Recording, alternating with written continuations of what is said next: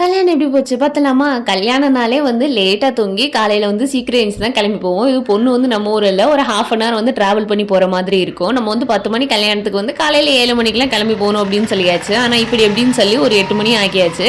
கோயிலுக்கு போயிட்டு சாமி கும்பிட்டுட்டு அந்த தட்டெல்லாம் எடுத்து வச்சுட்டு, அதுக்கப்புறம் தான் வந்து நம்ம வந்து பொண்ணு வீட்டுக்கு போனோம். நம்ம பொண்ணு வீட்டுக்கு போறதுக்கு முன்னாடி வெடி நம்மளும் போட்டோம், அவங்களும் போட்டாங்க. வழியெல்லாம் போடு ஒரே பயங்கர ஜாலியா இருந்தது.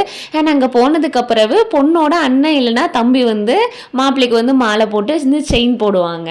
அண்ட் பொண்ணுக்கு வந்து அண்ணன் இல்லாததுனால வந்து பொண்ணோட அப்பா வந்து செஞ்சாங்க. அண்ட் பொண்ணோட தங்கச்சி வந்து ஃபஸ்ட்டு ஆராத்தி எடுத்துட்டு அவங்களுக்கு வந்து கொழுந்தியா போட்டு கொடுத்துட்டு மற்றவங்கெல்லாம் எடுத்துட்டாங்க. அண்ட் கல்யாணத்துக்கு டைம் ஆனதுனால வந்து சீக்கிரம் பொண்ணுக்கு போய் ட்ரெஸ் எல்லாம் சேஞ்ச் பண்ணிவிட்டு அந்த மணவரையில் போய் வந்து உட்கார வச்சாச்சு. அண்ட் கல்யாணம் ஆனதுக்கப்புறம் வந்து என்ன பண்ணுவாங்க அப்படின்னு பார்த்தீங்கன்னா, அம்மி மிதித்து அருந்ததி பார்ப்பாங்கல்ல, அப்போது மாப்பிள்ளையோட அக்கா இல்லைன்னா தங்கச்சி தான் வந்து பொண்ணுக்கு வந்து மெட்டி போடுவாங்க. அண்ட் மெட்டி போட்டு விட்டதுக்கப்புறம் வந்து அந்த அம்மி மிதிச்சு அருந்ததி பார்க்குறதுக்கு வந்து மாப்பிள்ளை தான் வந்து கூட்டிகிட்டு போகணும். அண்ட் மாப்பிள்ளையோட அக்கா தங்கச்சும் வந்து கூட நிற்பாங்க. அண்ட் அருந்ததி வந்து தெரியும்